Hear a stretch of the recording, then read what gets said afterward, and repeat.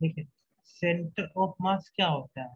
Centre of मास वो मास होता है जहाँ पे हम लोग एज्यूम करते हैं कि हमारा सारा का सारा बॉडी क्या है, वहाँ पे कंसंट्रेटेड है।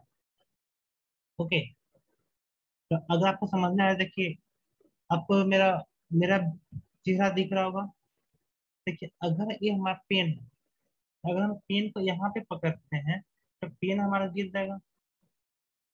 ओके, क्योंकि इसका जो सेंटर ऑफ मास है यहाँ पे कंसंट्रेटेड नहीं है। लेकिन अगर हम उस पॉइंट पर टच करें जहाँ पे इसका मास कंसंट्रेटेड है, तो ये मास हमारा, ये बॉडी हमारा नहीं गिरेगा।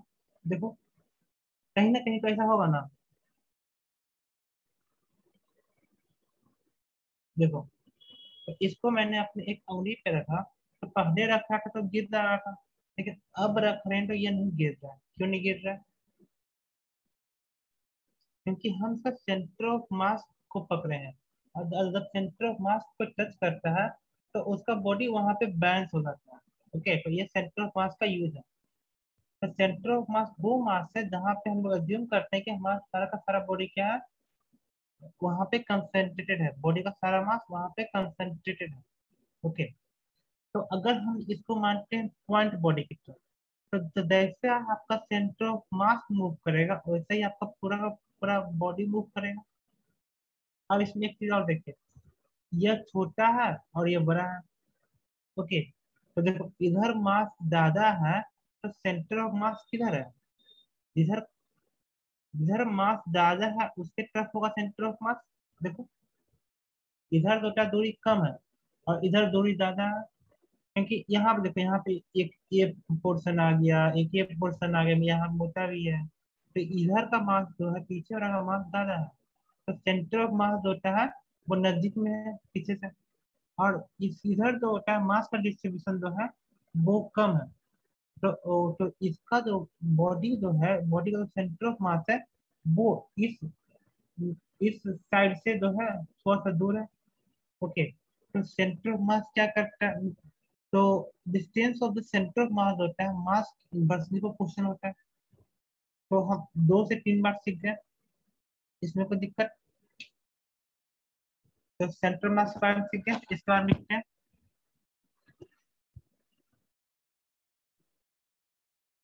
क्या लिखेंगे?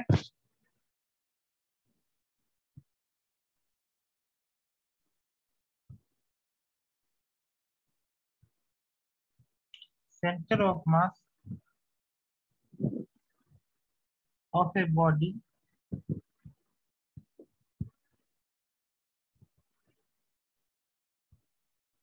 Is the distance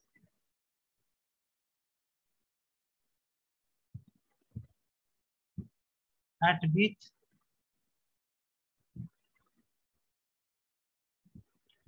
mass of the whole body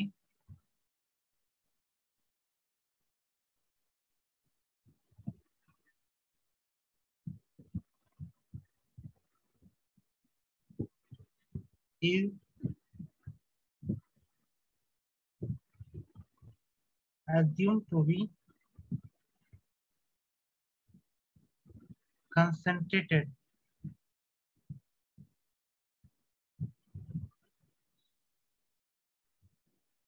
okay, तो सेंटर ऑफ मास होता है बॉडी का वो डिस्टेंस है जहाँ पे हम लोग एज्यूम करते हैं कि सारा का सारा मास है वहाँ पे कंसंट्रेट है।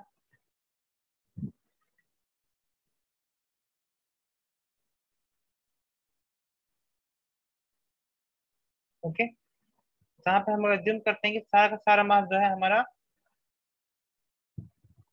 कंसंट्रेटेड है वहाँ पे।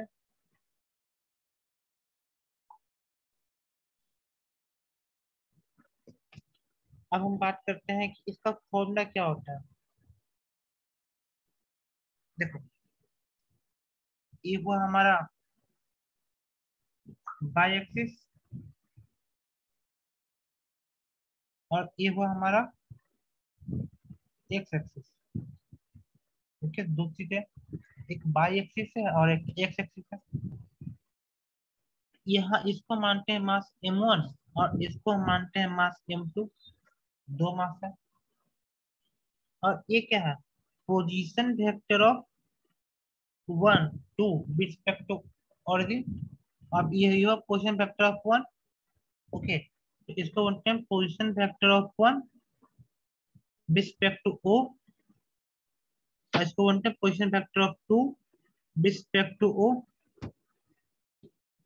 फैक्टर समझा था ना, position factor of 1 with respect to O मतलब ओरिजिन, और position factor of 2 with respect to origin। तो मानते हैं कि इसका जो सेंटर है वो यहाँ पे हम एज्यूम करते हैं ये हुआ इसका सेंटर ऑफ मास। ओके, तो इसको क्या मानते हैं, R center of mass. Okay, तो ये जो आर सेंटर ऑफ मास आएगा वो हमारा कितना आएगा, वो हमको चाहिए। तो हम क्या लिखेंगे, R center of mass is equal to, तो position factor of 1 respect to origin को मानते हैं R1, और position factor of R2 respect to origin को मानते हैं R2। दो चीजें, तो हम यहाँ पे क्या लिखेंगे, M1R1 plus M1R1 plus M2R2 divided by M1 plus M2।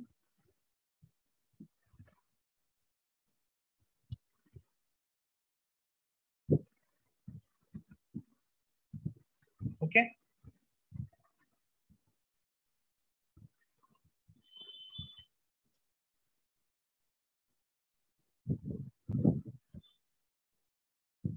यहाँ पे कोई दिक्कत। तो हमारा जो इसका जो फॉर्मूला है कितना है, M1R1 plus M2R2 divide by M1 plus M2। एक बार सिंपल से दो दो को बॉडी होगा तो उसका एक फॉर्मूला होगा, लेकिन अगर दो को से ज्यादा होगा, ओके, यहाँ पे बहुत सारा बॉडी है। Okay, M1 M2 M3 M4 M5, तो अगर सबका सेंटर ऑफ मास चाहिए तो हम सिंपली क्या करेंगे, समेशन। एक मैथमेटिक्स में वर्ड आता है इसको बोलते हैं समेशन।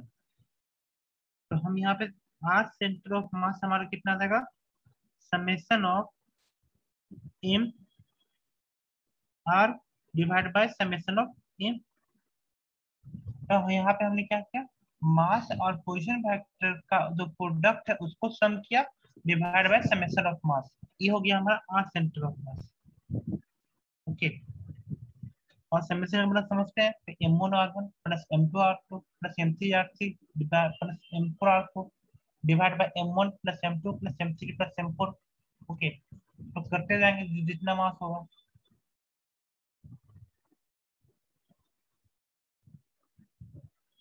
देखो,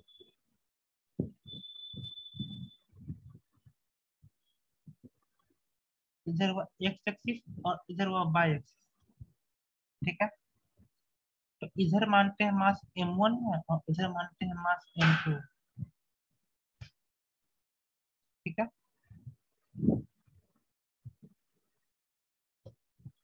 तो ये हुआ। हाँ, तो हमको अगर दिया हुआ रहेगा कि सेंटर ऑफ मास जो है हमारा ऑरिजिन पे है,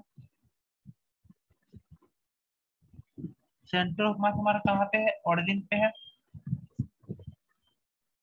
इसको मानते हैं R1 with respect to origin, position factor of R1 with respect to origin. इसको मानते हैं position factor of R2 with respect to origin. और हमको दिया हुआ है आर सेंटर ऑफ मास कितना दिया हुआ है हमारा, ऑरिजिन पे है। Okay, R center of mass हमारा ऑरिजिन पे दिया हुआ है क्वेश्चन में। ओके, तो हमसे पूछेगा कि R1 में और R2 में।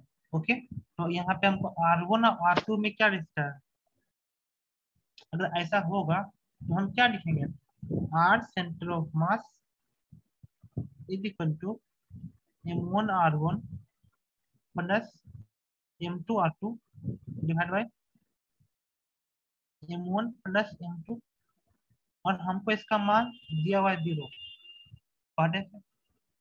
तो हमारा वैल्यू कितना आ जाएगा यहाँ पे, M1R1 is equal to minus M2R2। तो इसमें जो है मास निगेटिव हो सकता है, कभी मास कभी निगेटिव हो सकता है। मास कैन नॉट बी नेगेटिव। अगर कुछ भी होगा तो वो मास होगा ही ना, चार्ज थोड़ी है कि वो नेगेटिव पॉजिटिव मानेंगे। मास कैन नॉट बी नेगेटिव। तो इसका मतलब क्या है, जो हमारा जो पोजीशन वेक्टर है, दोनों है क्या है, अपोजिट साइड में है। ओके, अगर एक राइट साइड में होगा तो एक लेफ्ट साइड में होगा। तो हम यहाँ पे कर सकते हैं, mass can not be negative,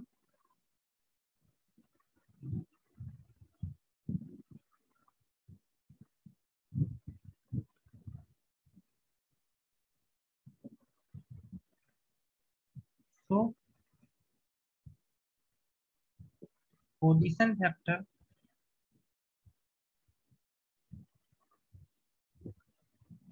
must lie opposite to each other.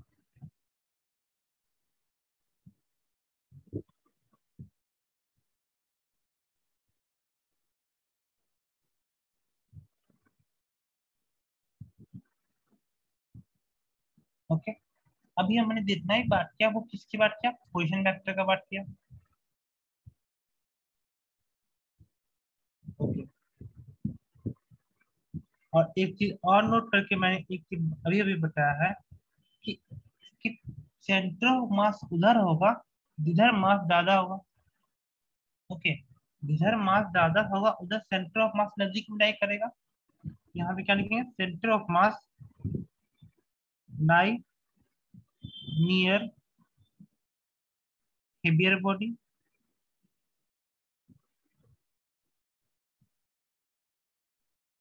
Heavier body mass होगा उसके नजदीक में होगा हमारा सेंटर ऑफ मास। अच्छा, हम लोगों ने काइनेमेटिक्स में ही सबको पढ़ा होगा कि वेलोसिटी का मान कितना होता है, dx/dt। और एक्सलेशन का मान कितना होता है, dv/dt। सबको पता है। तो जिस तरह से हमने अभी क्या लिखा, एक सेंटर ऑफ मास हमने कितना लिखा, m1x1 plus m2x2 divided by m1 plus m2।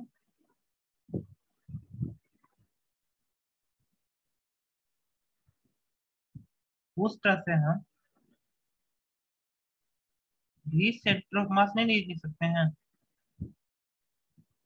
m1v1 plus m2v2 divide by m1 plus m2। अगर हम इसको डिफरेंशिएट करेंगे पोजीशन वेक्टर को t के रिस्पेक्ट में, तो हमारा इसका मान इतना आएगा।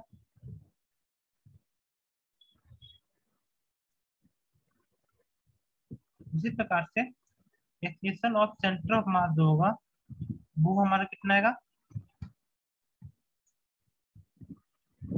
m1a1 plus m2a2 divide by m1 plus m2।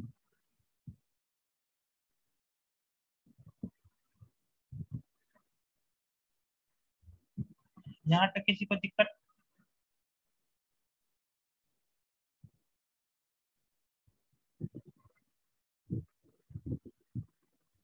देखिए, जैसे कि हमारे यहाँ पे दिया हुआ क्वेश्चन में, three bodies of equal masses are placed at the 0 0 a0 and a/2 a√3/2। Okay, तो यहाँ पे क्या है हमारा, यहाँ पे कोऑर्डिनेट है। तो हमने सिंपल सी बात की थी कि आर सेंटर ऑफ मास कितना होता है हमारा, m1x1 plus m2x2 plus m3x3 divide by m1 plus m2 plus m3। यहाँ पे हमारा कोऑर्डिनेट अलग अलग है। तो अगर हमारा कोऑर्डिनेट अलग अलग होगा तो हम यहाँ पे क्या लिखेंगे कि एक center of mass is equal to m1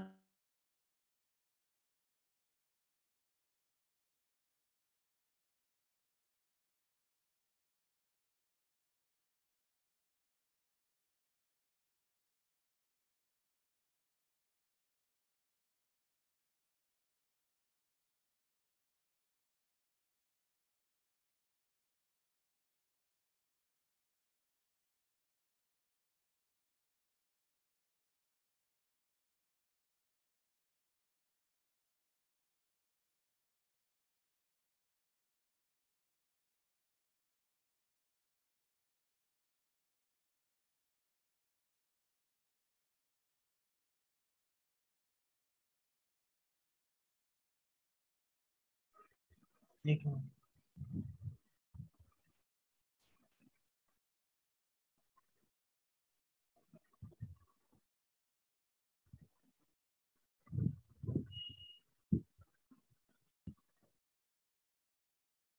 आ रहा है आवाज आ रहा है।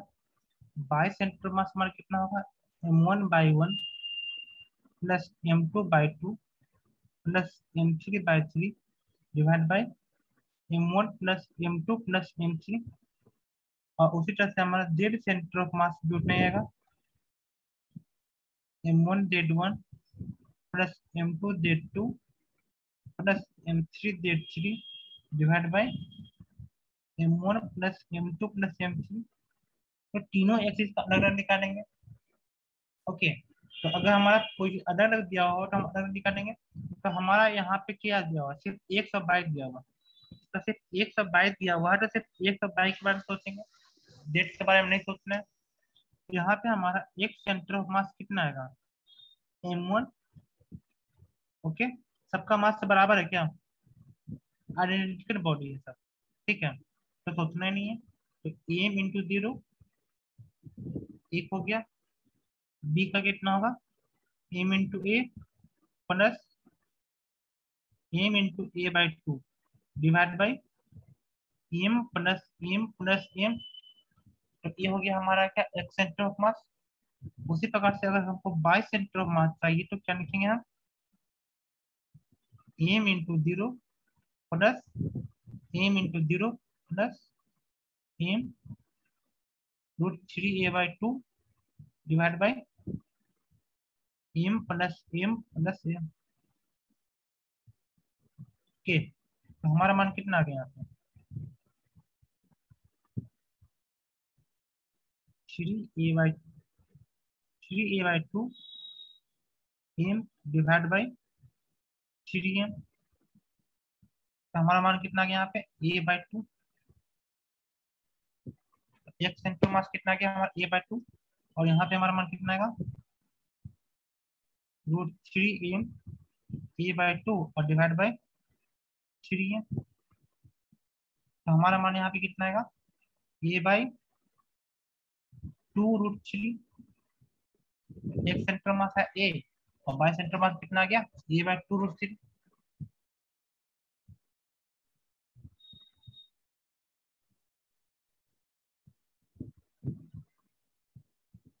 तो क्वेश्चन नंबर 2 में देखो,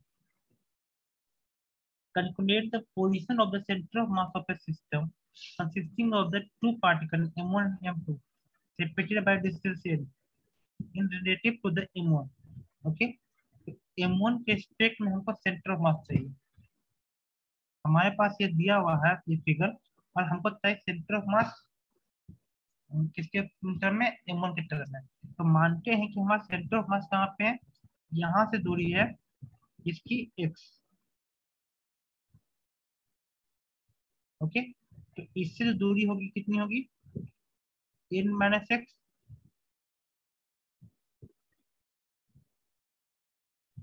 सॉरी, तो कुछ ना कुछ दूरी होगी।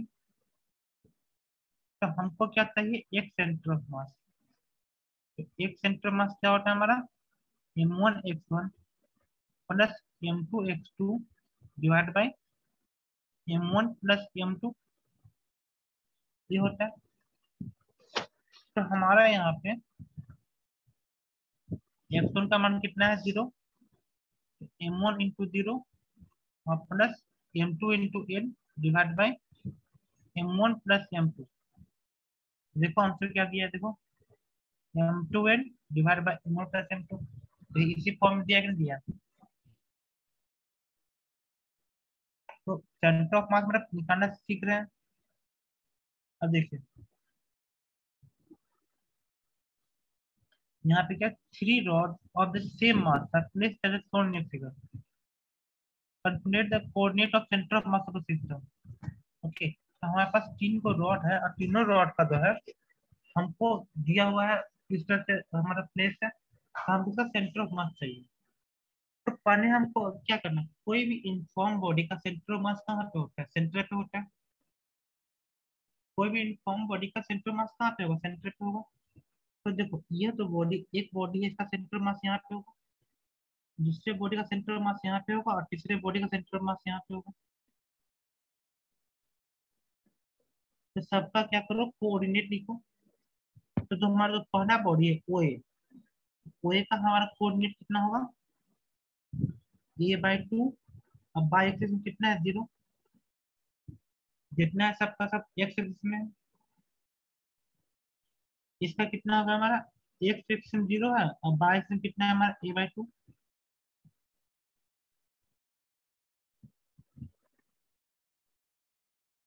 अब इसका देखो,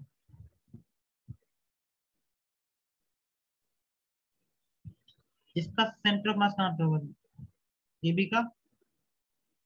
तो देखो इसका भी सेंटर होगा, इसका सेंटर पे होगा, तो मतलब इधर से क्या हुआ, एक्स एक्सिस से भी a/2, और बाई एक्सिस से भी a/2, तभी तो यहाँ तक कोई दिक्कत। तो सबका मैंने क्या किया, कोऑर्डिनेट लिखा। अब उसके बाद हम क्या करेंगे, इसका सबका एक सेंटर ऑफ मास निकालेंगे, बाई सेंटर ऑफ मास निकालेंगे, दो चीजें होंगी। तो इसका जो एक सेंटर ऑफ मास होगा वो कितना होगा हमारा, एम इंटू a/2। तो पहले हमने क्या किया, ओ ए का काम खत्म किया, फिर ओबी का काम में कितना होगा, एम इंटू 0, फिर कितना होगा, M into a/2 divide by 3 M. वैसे ही हमारा बाई सेंटर ऑफ मास का भी वैल्यू इतना ही आएगा। ओके, तो इधर क्या करें, ओ ए में कितना लिखें, एम, a/2 के जगह पे 0, मतलब हमारा बाई, मतलब ओ ए में जो है बाई एक्सिस तो है ही नहीं। उसी तरह से अब बात करते हैं ओबी में, M into a/2 plus M into a/2, A B की बात की डिवाइड बाय 3 एम। तो इसी को कंप्यूट करोगे तो हमारा मान आ जाएगा। हमारा मान कितना है यहाँ पे, a/3, और यहाँ पे भी हमारा मान कितना है, a/3।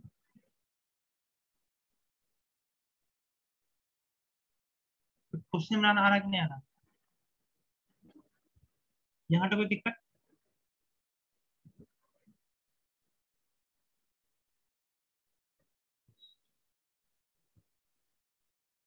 ये हमारा अभी तक जितना ही बात किया सब हम कितना किए, पॉइंट बॉडी का। ओके, पॉइंट बॉडी का सेंटर मास निकाले। तो हम बात करते हैं हम कंटिन्यूअस बॉडी का। ओके, तो सिंपल से देखो, अगर ऐसा दिया रहेगा तो इसका सेंटर ऑफ मास कहाँ पे होगा, यूनिफॉर्म रॉड है।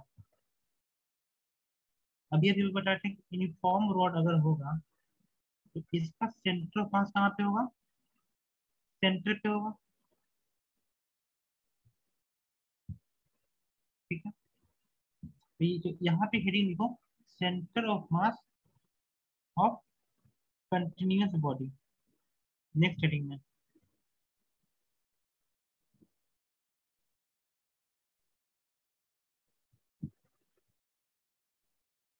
ओके,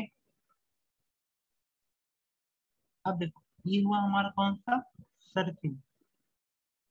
अगर से एक सर्किल होगा, यूनिफॉर्म सर्किल होगा, तो इसका सेंटर ऑफ मास कहाँ पे होगा, यहाँ पे सेंटर पे।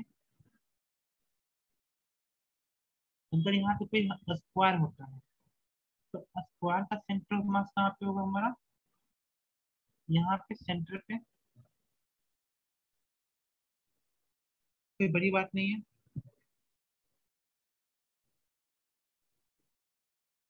ओके, तो हम यहाँ पे क्या लिख सकते हैं, यूनिफॉर्म बॉडी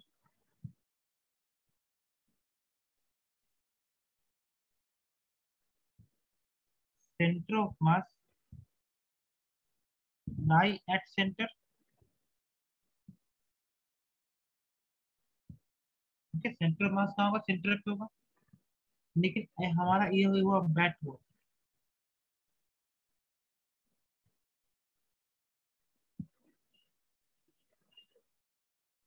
तो इस बैक का सेंटर ऑफ मास कहाँ पे होगा,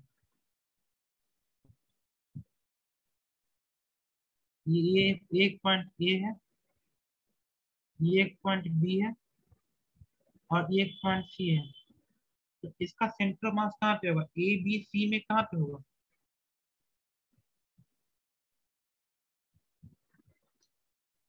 ये तो नॉन यूनिफॉर्म बॉडी है ना।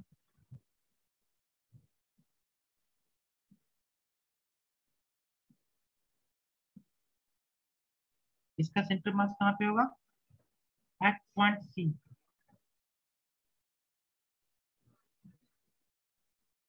इसका सेंटर मास पॉइंट सी पे होगा, क्योंकि इधर मास ज्यादा होगा, सेंटर ऑफ मास उधर रहेगा।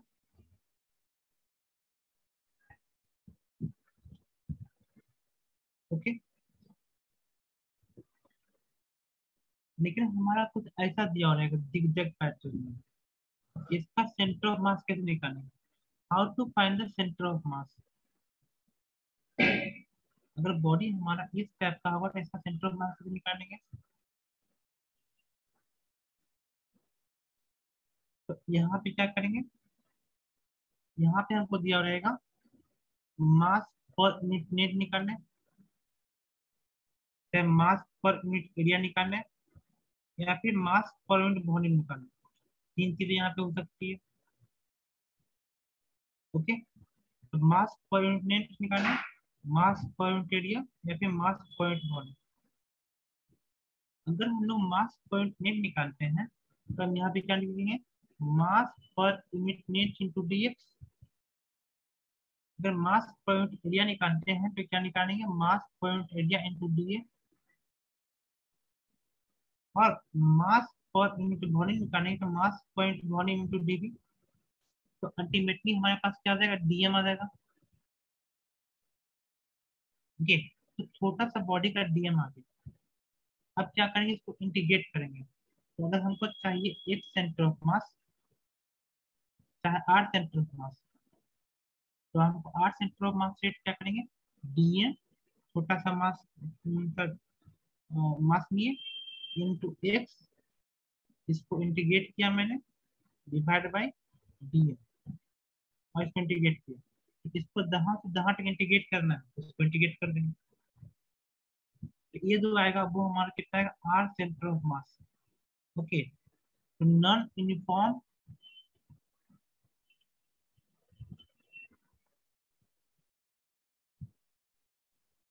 कंटिन्यूअस बॉडी, उसका सेंटर ऑफ मास हमारा किस तरह से निकालेंगे? इसमें कोई दिक्कत?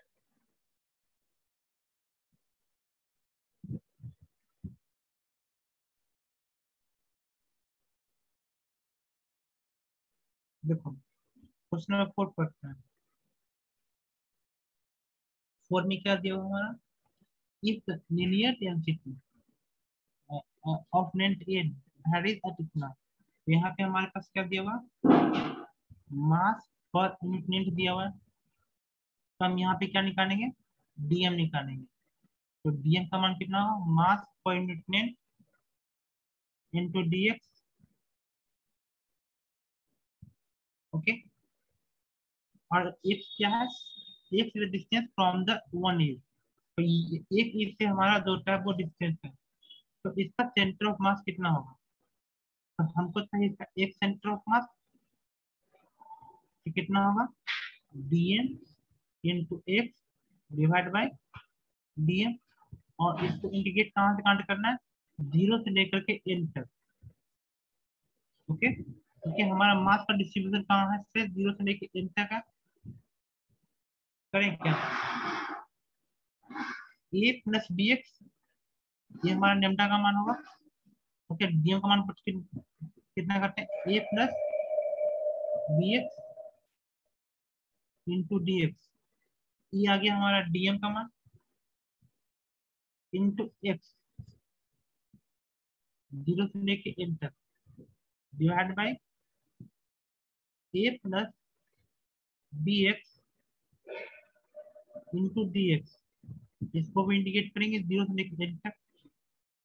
तो हमारा मान कितना आएगा, तो ये एक्स इसमें जाके गुना हो जाएगा। तो हमारा मान कितना आएगा, एक्स प्लस बी एक्स। इसको हमको इंटीग्रेट करना है। ये कितना होगा हमारा, X plus B X square, और 0 से लेके एन तक, और इसको करेंगे ए प्लस बी एक्स, इसको इंटीग्रेट करना है 0 से लेके n तक। तो हमारा मान कितना गया यहाँ पे, A X square by 2 A X cube divide by 3 और 0 से लेके n तक divided by A X plus B X square by 2। Okay, तो हमारा मान कितना पुट करेंगे, एक बार इसका मान इन पुट करेंगे, एक बार 0 पुट करेंगे। तो जब 0 पुट करेंगे तो पूरा पोर्शन हमारा 0 आएगा, ऊपर भी और नीचे भी। और जब इसका मान इन पुट करेंगे तो हमारा मान कितना होगा, N square by 2 plus A N cube by 3 divide by N plus N square by 2। तो center of mass of the continuous body में कोई दिक्कत,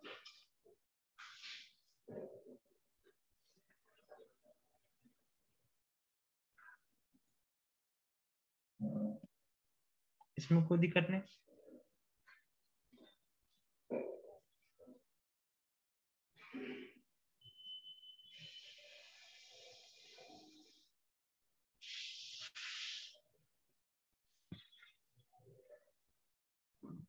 ओके,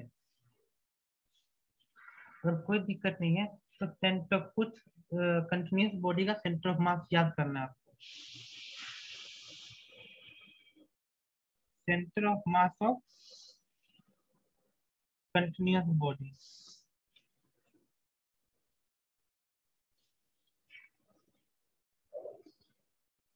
देखो अगर यहाँ पे सेमी सर्कुलर रिंग होगा, ये क्या है हमारा semi ring. Okay, semi ring है, मतलब यहाँ पे लिख दो सेमी सर्कुलर रिंग। इसका जो एक सेंटर ऑफ मास होगा वो तो चेंज नहीं करेगा, वो सेंटर पे होगा, लेकिन इसका जो बाई सेंटर ऑफ मास होगा वो कितना होगा 2r/π पे। इसका बाई सेंटर मास कहाँ पे होगा 2r/π पे। उसी प्रकार से यहाँ पे सेमी सर्कुलर डिस्क होगा।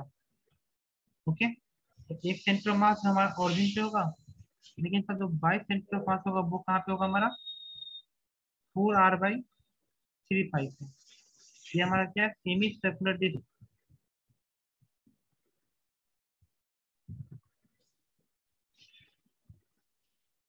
ओके, एग्जाम टाइम के लिए आपको इसको याद ही करना पड़ेगा, वरना इसको जो इंटीग्रेट करके इसका वैल्यू आता है।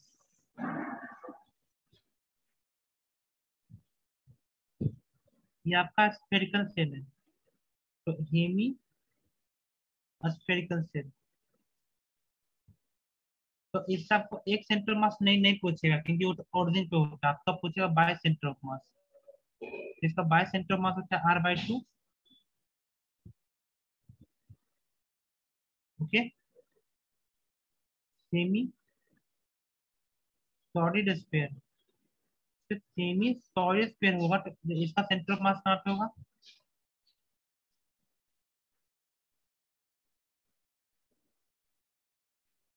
3r/8। ओके,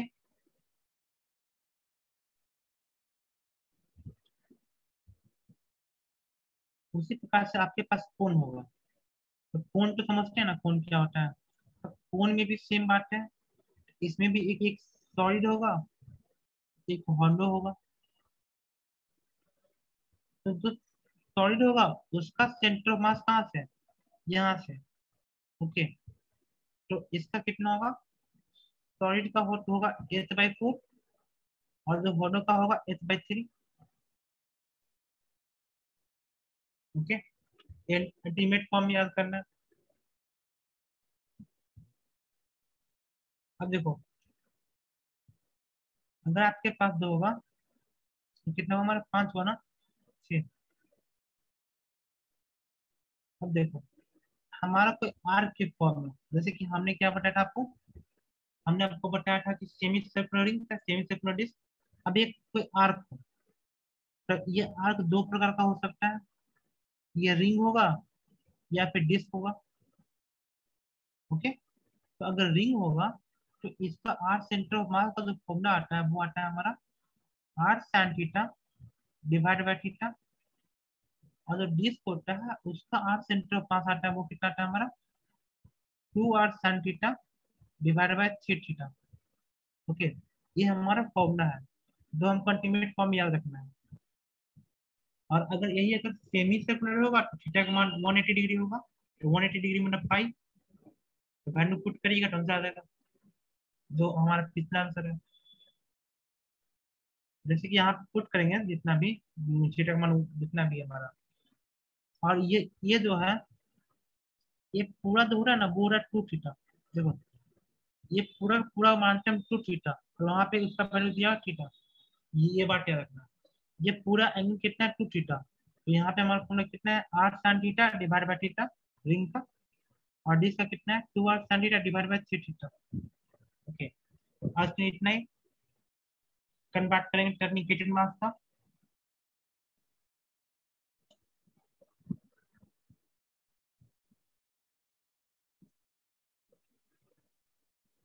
ओके, तो दिक्कत।